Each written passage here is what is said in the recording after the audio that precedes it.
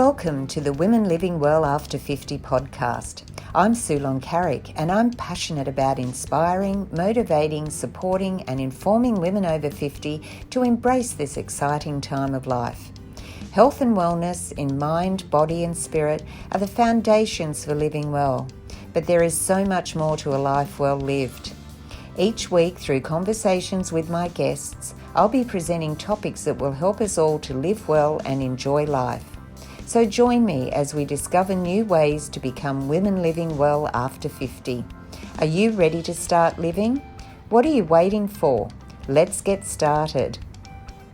I'm so pleased you could join me for another Conversations with Women Living Well After 50 on the podcast. Maintaining our fitness and staying active, especially after we retire, is an important part to enjoying the latter stages of life. But what's the point of slogging the footpath or going to the gym and working out if you're hating every minute of it? Isn't it better to be finding some form of activity that you really love and can find a passion for? That's what my next guest has found, and she's going to share her stories today. I'm so happy to have my dear friend, Donna Connolly, join me from Retirement Reflections today in conversation.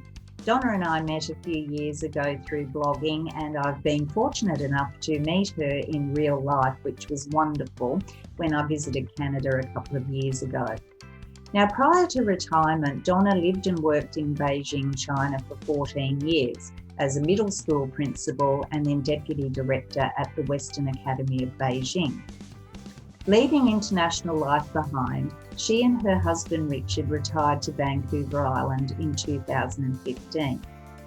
Now, to document both this transition and new adventures, Retirement Reflections was born. Donna hopes that you enjoy her reflections on this fabulous time of life and is also keen to always hear your thoughts. Today, I'm going to be talking to Donna about a passion that she has which helps her to maintain her fitness and to keep her active and enjoying life. So let's go and join the conversation. Well, I'm delighted to welcome my guest today, the lovely Donna Connolly from Retirement Reflections, who, as I said in the intro, is a good friend of mine, even though she lives on the other side of the world. So I'm really happy to have you join me today, Donna, in conversation. Thanks, Sue.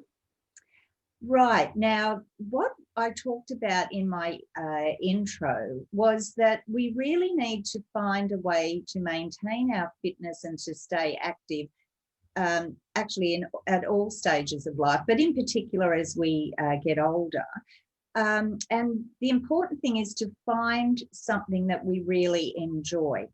Now, as I said, you're a friend of mine who lives on the other side of the world, and I know that one of your passions is hiking, but I don't really know when you started, why you started, and I just wondered if you could share with us how your love for hiking evolved. Sure. Probably the best place to start, Sue, is in 2010. My husband and I were living and working in Beijing, China. And a friend of mine came back from a 40-day solo pilgrimage on the Camino Trail, and she was so inspired. She was so refreshed, and she really felt that it had answered for her questions she didn't even know she had. It really changed a lot for her in a significant positive way. So she was inspired, I became inspired, and I became really curious. And it just happened at that time that my husband and I were I had most of the summers off, or a month in the summer off, and we were looking for a short trip to do anyway. And so I went home and suggested the Camino, that we do a bit of the Camino Trail. And before I make my next statement, I do need to say, for anyone who doesn't know him, my husband is an awesome guy. He's super supportive. And I'm not known for my coordination or my physical abilities, but he when I made that suggestion about us doing Camino, he looked at me, Sue, as lovingly as he could, and then curtly said, Donna, you will never be able to do that trail. It would be too hard on you physically. Mm. Uh, uh, yeah. So, so That's having telling you. it was telling me, and he was just trying to be kind, said he, the athlete. So I, being as stubborn as I am, and I actually wasn't doing any hiking or really working out at that time. I was a principal in a large international school, so my only working out was running after kids or keeping up with parents or being on the computer. It was not a, it wasn't a fitness routine you would be proud of.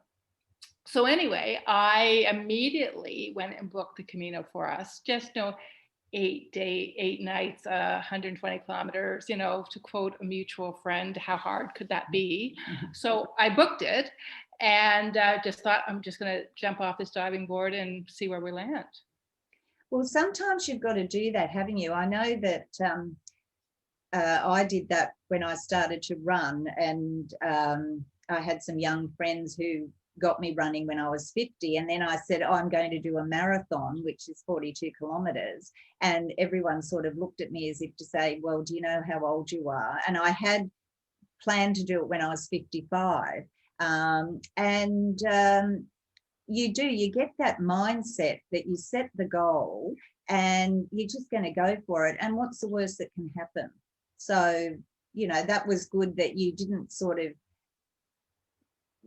say, oh, well, I don't think I can do it. Richard said this, and even though he was being kind, and it probably is quite strenuous, you didn't let that stop you. And that's what I love about you, because you give you something to do, and it's done. You're going to achieve it. So you decided to do that, and you booked to go to the Camino. Now, for those of us who don't really know what that is, I've heard of it, and I don't know really much, but it's in Spain. Is that correct? It mostly is. Yeah. Traditional, when they're just talking about the Camino Trail and they don't give any other descriptions, they're often talking about the Camino Français, which is the most common one, that starts in France in the Pyrenees and then winds its way into Spain to Santiago de Compostela. So that's the traditional ending point. When I was doing that research at the time, there's many different Camino trails. There's something that we did for that first Camino called the Portuguese way. So you walk from Portugal into Spain. I believe from my incredible two-day research at that time that it would be the flatter of the trails. So I wouldn't quote me on that, but it was a good place for us to start. So we booked the trip. We did a self-guided tour, but at that trip and only that trip, we had our accommodations booked for us in farmhouses and bed and breakfast. So we knew where we were walking to each day. So we got the flight, we got ourselves there, we started walking, and we walked 15 to 25 kilometers a day. And we were instantly in love from the moment we got there. We weren't prepared for that. We weren't prepared to, I think Richard thought he'd humor me and get it out of my system or have to take me home early. I didn't know what was going to happen. We loved it so much. Instantly, everything slowed down. I'm pretty fast paced in most of my life. As a principal, I was even worse than I am now. And I didn't even know that my laptop wasn't a limb, that it wasn't sewn on, grown on, appendage to me, because I was so busy putting out fires and answering things and doing a million things. We had a school of 1,800 kids, so it was busy. So anyway, I didn't have my laptop with me, didn't have that technology. We'd already done the things we had to do, paid the bills before we left. So everything slowed down, our breathing slowed down, our conversations took a slower, more meaningful, deeper turn of who we were and what we wanted to be and where we wanted to go together. It was so awesome as an individual and as a couple. I learned a lot about myself. we learned a lot about Richard. And then the funny little thing I have to say is we actually didn't usually walk together because my pace was so much faster than Richard's. Oh. So so the woman that he thought wouldn't be able to do it just zipped along because I like to do things quickly. You really start having a walking community on that trail. So other walkers that were walking about the same pace as us recognized us. A lot of them on the Spanish trail spoke English. The walkers did. And so I'd say, gee, have you seen my husband? And they say, oh yeah, he's way back there having a beer, reading the paper. So Richard had his own style, but more and more I grew to admire that mindful, slower style. And I thought, hey, it's not a race. I don't have to rush. No. So anyway, we loved it. And I would think that I've actually not done a Camino, but once I did do a 4-day walking trek through the Blue Mountains in New South Wales in Australia. And that was quite challenging, but we did have our accommodation booked at each point along the way, because for me, I don't think I'd have been able to do it without that. But I think for your first time, that's probably quite sensible, because you know where you're going to stay. You haven't got to worry towards the end of the day of, oh, where are we going to stay? We're hot, we're tired, our feet are killing us, that sort of thing. We only did it for the first one, and we've done other Caminos, but we didn't do it ever again. And I don't think we would do it again, because we just ended up, our style is just to walk until we don't feel like walking. And on that Camino, you could, at that time, it may be different after the pandemic, but at that time, you could certainly, every 5K, you could find a place, a hostel to stay. Yeah. I'm just thinking about people who want to do it probably the first time. It's better to have it organised, and then you do find what suits you along the way. I know someone else that said it's not just a walk or a hike. You actually do have a lot of introspection, don't you? And you come away a different person. Very much so. So that was your first one, and that turned out to be quite successful. So did you come back and say, I'm going to do it again, or did you say, no, that's enough? Were there any other Caminos that happened? We left that trail. I actually didn't want to finish. I wanted to, from Santiago, you can go on to Finisterre and Muxia. And I wanted to right then keep on walking. I was not remotely done, but we had only booked so much time away. So we knew we were still working in Beijing. So we knew when we were retired, we were planning our retirement already then. So we knew when we were retired, we would jump right back in.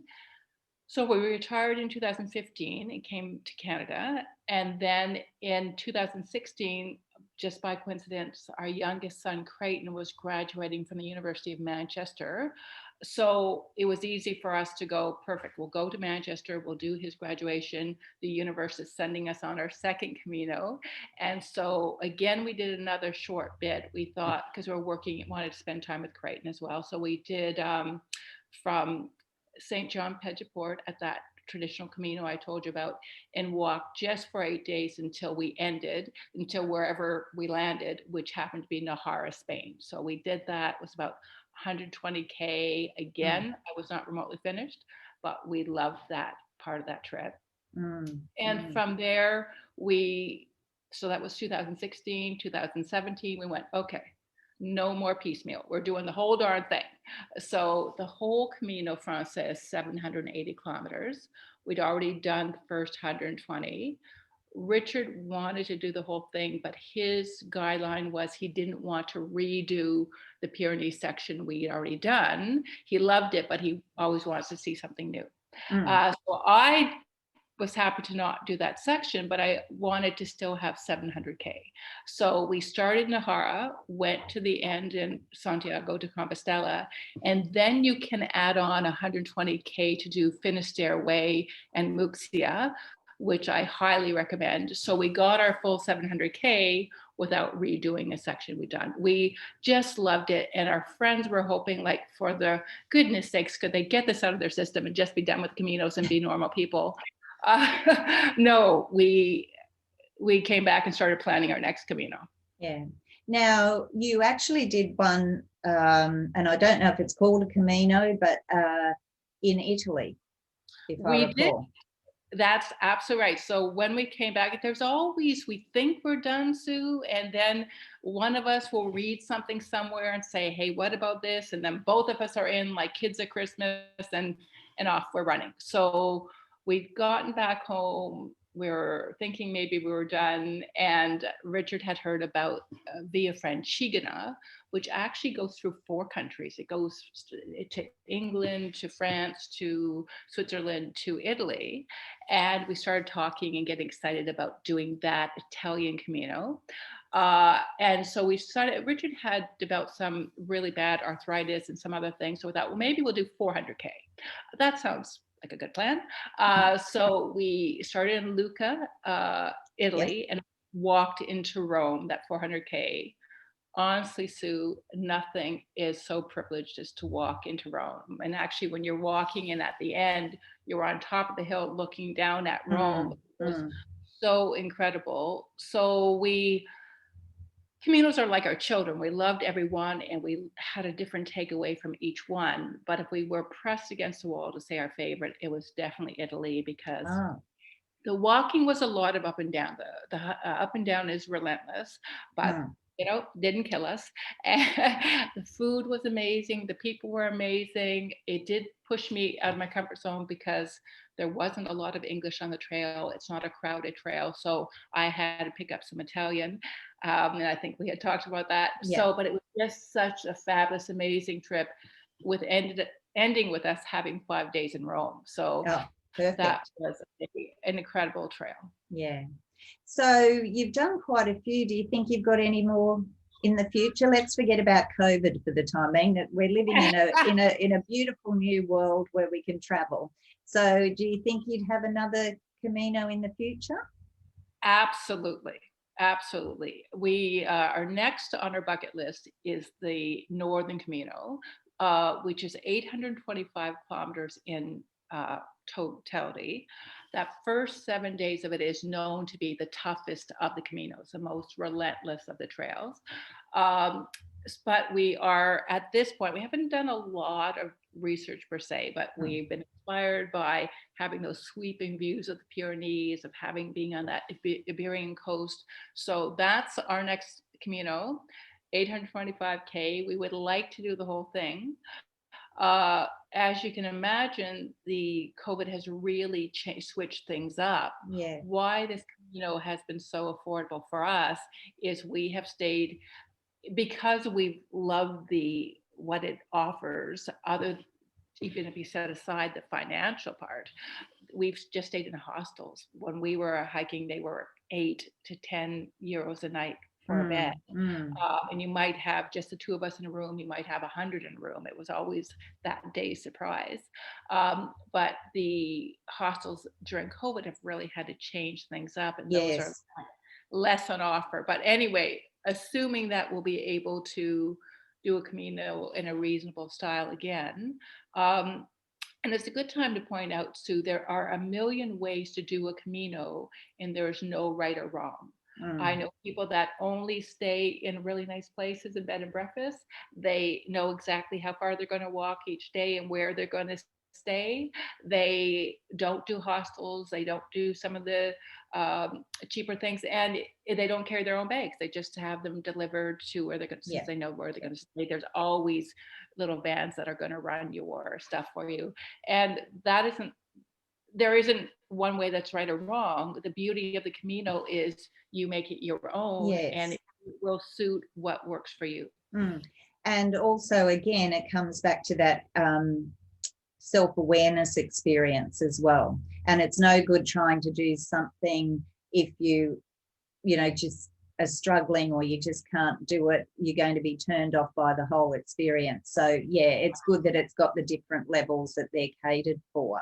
So what I wanted to ask you was, I did have down your 3 top tips for anyone wanting to start hiking, but in saying that as well, what preparation did you have to do? Because you said that you didn't really have a regular, a consistent fitness program when you first started. You weren't, you weren't doing that. You were so busy with your school. But what sort of preparation did you have to do to prepare yourself for the first one? And then subsequent ones, I suppose, because you learn from each one, I would think. We did. The first one was only 8 days, and we only walked 15, never more than 25 kilometers a day. And it wasn't, I don't remember it being relentlessly hilly. So that one was good. But I did, as soon as we booked it, I only booked it like a couple weeks ahead. So I was out the door trying to get some steps in and trying to acclimatize in that way. But the other beauty of the Camino, especially a short Camino, is you're going to get fit as you go along as well. Yeah. I'm never unfit, but I could usually do some improvement. So on that one, I did do what I could do the 2 weeks before and try to really make sure there's other things important is that you're taking care of your feet, that you have the proper boots or shoes or what you're going to wear. That's so important because if your feet are not happy, it's just not going to work. I've seen people having to throw in the whole Camino because their feet just were wrecked from the wrong footwear, the wrong socks. So have good, smart wool socks that will dry quickly. Nothing worse than wet socks in the morning. Know if you can carry your pack or not. I take my own pack and I take no more than 10 pounds. It's my maximum. It's all that I can carry comfortably. I itemize everything like ahead of time. I go through, do I need this pen? Is there an alternative to having a pen? Is there a lighter pen I can possibly have? So there is nothing in my pack that I don't scrutinize. Yeah. And I also know that on most of these Caminos, you can buy things along the way. So you don't need sunscreen for 30 days. You need sunscreen for a few days and then you can pick up some more. Yeah. So go ahead. I was just going to say, did you actually do any training with the pack on? And, I know that shoes are important. For example, as a runner, if I'm doing a marathon, you don't buy a new pair of shoes and then go and run the marathon. You sort of wear them in a little bit. So I would think that's the same with your hiking boots and your socks. So do you have like a little trial runs leading up to it? Absolutely. And especially as I started to do those longer Caminos, when I was doing the 700 kilometers and the 400 kilometers, you can't get around. The first one I could sort of schmuck it and be okay in just 8 days. But as they were starting to get into 400K, 700K, you've got to be prepared. So I did those trials with my packs and with boots that I had really good broken in pair of hiking boots that worked for all of my planning and prior to the Camino. But right even on that first Camino, a couple days in, my boots just didn't work. I have big platypus feet. They're very wide and the down is just constant bang, bang, bang, bang. So my feet were just totally unhappy. Luckily, Richard, who can carry more in a backpack, had an extra pair of hiking sandals. So on that first Camino, this is true love. I wore his hiking sandals and he carried my boots. Wow. And hiking boots are not light. So he carried those. We should just ditch them. You'll see boots and running shoes all along that people have just deserted. But he carried them. And then the second time I had bought hiking boots, I broke them in for a month. I was ready, prepared. And the same thing happened. They just didn't work on the trail, even though I was as prepared as could be. As Richard had hiking sandals with them, I wore them. He carried my boots a second time and said, never, I love you and never again. So since that, and I took him seriously. So since then, I've always worn a good hiking sandal, Teva or my feet are just, there's less thing that can rub. And my feet are much happier. And then you're not having to carry a boot or throw away an expensive boot. That doesn't work. Well, I know that you, on your retirement reflections blog, you did actually blog about your Camino travel. So I'll put some links in the show notes for that so that people can have a look at your experience and probably get some more information there. But what I want to do is, I was saying about how we need to find ways to maintain our fitness and stay active, but to do things that we love. And hiking can be quite pleasurable because you're out in nature. And I know where you live, you've got a beautiful hike, or you've got so many hiking tracks. I mean, you wrote a post about, what was it, 52 hikes in 52 days in the height of COVID. So you've certainly got that. So why do you think that hiking is a great way to maintain fitness and your activity? Right. Well, more and more the research and current research is just hitting hard how important hiking, and hiking specifically in trees and nature, how it does our whole body, mind, spirit.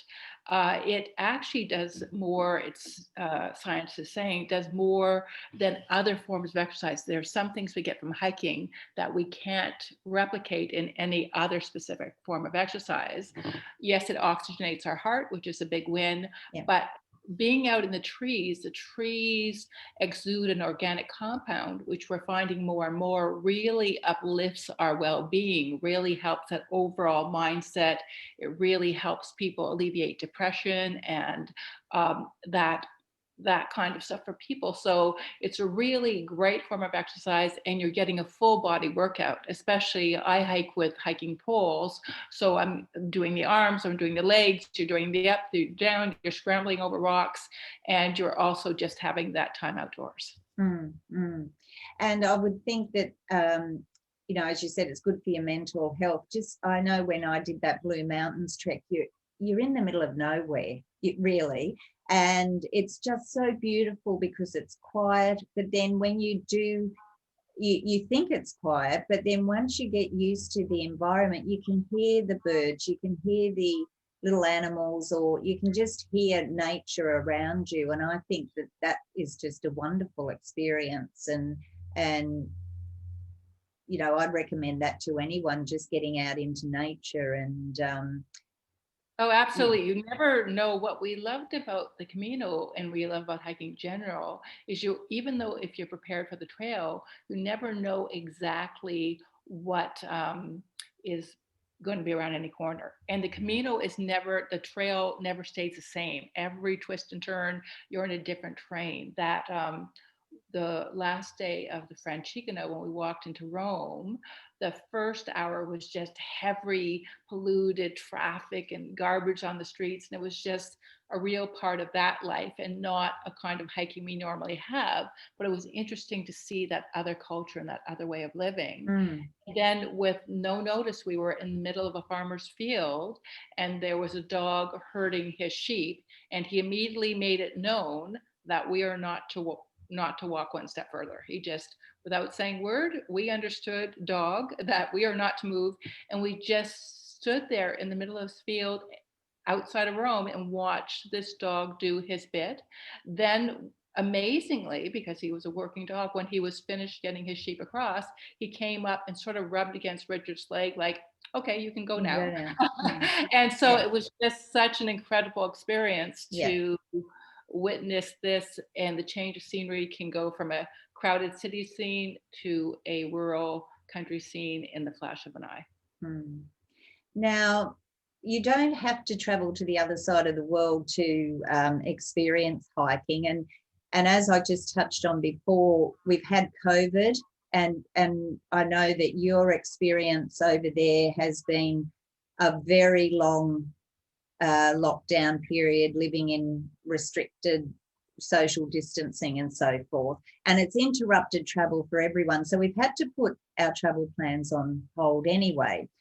But as I said in my intro of you, you can't sit still for 5 minutes. So you challenged yourself to start off with 30 hikes in 30 days. But then you didn't stop there. You went to 52 in 52 days. So why did you decide to, throw that challenge down to yourself? And I think Richard did it with you as well. And what kept you motivated going through, that many days? Well, in the beginning, we were doing what a lot of other people were doing during COVID, especially out here we've had a lot of restrictions. We actually still, since the beginning of November, haven't been able to have anybody in our homes or our backyards or visit friends or be in a social group. So it's a long time. So you can either whine about that and really let it get you down and just soothe yourself Netflix, or you can say, it's like other nasty realities. What's the workaround? What can I do instead? How can I do what brings me joy and still stay safe and keep my community safe? So we looked at how could we do a Camino, and we talked about different ways of how we could do it here. And then the easiest thing, because we have so many beautiful hikes right outside our door without even getting in our car, we thought, well, we'll just do the only guideline we'll give ourselves is we'll do a different hike, about 10K, but we, weren't going to kill ourselves. It was some were a bit more, some were 8K, but we would do a different hike every day for 30 days because the last Caminos had been 30 days each, and that sounded about right. And they had been 15 to 25 kilometers a day. So we thought we'd just sort of copy that. And again, we loved it. And it gave you that extra oomph. I'm a big walker and I walk every day anyway. I'll walk as soon as we're done this call. But even I need that extra oomph to get out the door. So we were discovering all these hikes, all this history, all this woman's history that I didn't even know of. So we love that. And at 30 days, again, like the Camino, I was not remotely done. We had no reason not to keep going. We were not remotely out of trails. So we went 52 hikes in 52 days, but I promised Richard, who also wanted to golf, which he could do without some restrictions. I promised him we'd stop at 52. I still didn't really want to, but we did, and it was awesome. But then after we finished the 52 hikes, which we both loved, I still walked, but I didn't have that same motivation. So I noticed my steps sort of dipping down a bit. So for me, it helps that if I have a commitment, even to walk with a friend or a virtual challenge, or I have something that keeps my steps up. Yeah.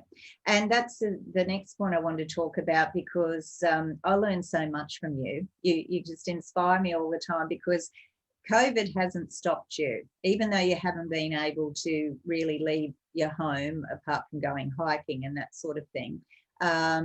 You've done so many online courses, and you actually introduced me to the virtual challenge for walking and hiking, which has now sort of really taken off. I've seen it a lot on social media. So tell me a little bit about that, and what the process is for doing these types of challenges, because really, if we can do it virtually, there's no excuse for us not to keep moving, is there? Absolutely. So we had done the 52 days of hiking, love that. Then we had a couple months off where we just did our normal hiking, but I found we live about 20 minutes from the beach, so I found we were often walking the beach, having coffee, walking around the beach, coming back, and wanted to shake that up. So I'd read there's numerous different challenges online. Some are free, some cost a bit of money.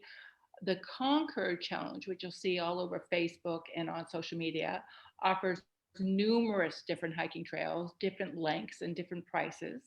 In them, they have a community commitment. So in my hike of the Cabot Trail, which is in Canada, in Nova Scotia, they had planted 6 trees along the way. As I hit a milestone, I would get a message from my app saying that another tree was planted in my name because of how far I'd walked. I was able to always see myself on Google Maps, so I could see where I was on the Cabot Trail and what it would look like there. I could connect with other people that were walking the Cabot Trail at the same time and chat with them. And one of my friends that I know, another blogger, was walking that Cabot Trail at the same time as me. So I could actually see where she was, and we could sort of have that sort of friendly bantering competition. Now, at the end of it, I got a really spooky medal. And the medal comes with it. You get the medal if you want it or not. And at first I was going to say, I'm really environmentally conscious. Maybe I should say I don't want the medal. I did take it, and it's really awesome, actually. It looks like the Cabot Trail medal. Yeah, yay. But so I've decided I have would give this to one of my grandchildren, and they will love it. But I have 3 grandchildren, which means I have the current dilemma that I need to do 2 more things that give me medals, so that because you can't give to one grandchild, as you know, without the other 2. That's coming. right. So it's a good challenge to do, and some of them are free. There's a whole bunch of them. Lots of bloggers are doing this now and writing about it, so I check it out and give it a try. Yeah, and I think it's good because it does give you a bit of a purpose, doesn't it? You sort of thinking, because I've started the Iceland one, I think, and but I'm struggling with that because I haven't been well and whatever. But I can see that it does give you get to the point. It's almost like counting their steps, where you go, oh, how far have I gone? Oh, I still got this far to go. But it keeps you going. And if you do it with other people as well, you can see how they're progressing. But the other thing I did want to ask before my last question was, with all the hiking and even with your 52 hikes in 52 days, what sort of recovery do you have for that? Do you do stretching, and do you have to soak your feet, especially if you're doing, quite a distance or whatever? What do you do post walk, post hike? Do you recovery? Richard is better at stretching than I am. He's been an athlete from day one, so he's better at doing all those wonderful things you're supposed to do. I do them, and I would do some yoga and other things to stretch myself out, and really sort of let your body will tell you what you need, But we all really got into our routine. Like we would walk from fairly early in the morning. We'd always be done about 3 or 4. I only had what I was wearing and what I was wearing when I was washing what I had been wearing. So I only had one change of clothes. And it actually wasn't even a full hiking gear. It was just to wear when I was washing my clothes. So each night we sort of came in, we washed our clothes, we had a drink, sangria. We, just sort of discuss that day. Then we would usually have a communal dinner with whoever was out in the hostel, sort of share your experience. Did you see that? Or did you meet that guy? Or did you do that? And, stretch out there to have just some quiet time and stretch out. I fell asleep instantly. Richard would stay up and read or do something or chat with people, but I was usually, asleep pretty instantly. But yes to stretching out, and yes to listening to your body, and a big yes to taking care of your feet, because I did the last 2 blister free, and I really treat my feet like the deep as they are. So I'm always vaselining them down, taking care of any hot spots, wearing right socks, not like I stop right in the middle of a trail on a dirt path or a busy street if I'm feeling something not right, because it's better to take care of that first than not. So yes to stretching, but also yes to, because as soon as you're blistered, or as soon as you, we saw lots of hikers that were way younger than us, way fitter, either not completing or completing totally injured because they didn't listen to their bodies and they took it too fast and they had something to prove. You don't have anything to prove. You can take it slow and just do what your body tells you it can do. Yeah, and enjoy the experience. I mean, I think I've learned that too. I used to be someone that would rush through everything. I've got to see this, I've got to do that. But now it's just a bit more of being mindful of the moment. And hey, I'm walking here in a field where a dog's herding sheep or whatever in the middle of Italy, just outside Rome. Wow. Whereas instead of sort of just pushing along to say, well, I've got to get to the end, I've got to get to I'm going to finish this today sort of thing. So I think the way you do it is a much more enjoyable way. The other thing I wanted to know is, as far as hiking goes, unless people, I suppose, have physical restrictions, is it really possible for most of us to be able to do some form of hiking? And when I say hiking, I'm thinking about just getting out into nature. I'm not necessarily saying we have to hike uphill and mountains and everything. Absolutely. I use the words walking and hiking interchangeably because it's really hard to know where walking ends and hiking begins and vice versa. But even on a trail like the Camino, I would see people, I'm 62, I would see people 20, 30 years my senior, or people that really, if you looked at them, you could falsely judge them and go, like Richard had to meet. There's no way they're going to do that. And they were awesome. They took but some people were sort of 15Kers. They did 15K a day, and that's what they did. Other people took a rest. Other people, if there were really notoriously hilly parts, they just bust from point A to B. There isn't a wrong way. There isn't a cheating way. There's just whatever way works for you. Yeah. So I would think that almost everyone can walk. You know, if you haven't walked before, walk to your mailbox instead, like we often drive to our mailbox when we're en route. Walk to your mailbox and chat with your neighbors, see your neighborhood dogs. After that, walk to your coffee shop. You know, just the more it becomes addictive, I swear. The moment you just walk a bit more, you see more walking than you can in any other form of transportation. Yeah, I know. I'm lucky where I live on the Gold Coast, and I really only use my car twice a week to drive up to Brisbane, and the rest of the time I've got the beautiful ocean and the boardwalk that I can walk along the esplanade. I can go to the shops or whatever, and you do find you say, oh, I don't bother getting the car out, I'll just walk. And it does, and I think you feel better after you've had a bit of a walk anyway. So look, I've enjoyed chatting with you, and I've come to my last question, and that's something that I ask all of my guests, and that is, what does being a woman living well after 50 mean to you? You know, Sue, I think it means believing in yourself, you know, and having the confidence that when you believe in yourself and you have confidence, you set yourself up for success. You know, as we age, there's going to be some changes. There's always going to be changes, and some changes we welcome more than others. But I think we're better prepared to face those changes when we believe in ourselves, when we have the confidence that we refuse to buy into false stereotypes, even by the people that are well-meaning. If that woman in 2010 chose to believe her loving husband that she couldn't physically be able to do that hike, and he had good reasons to say that, you know, and I wasn't a poster child for hiking then. But if I had believed that, I would have wiped this whole wonderful experience out of both of our histories.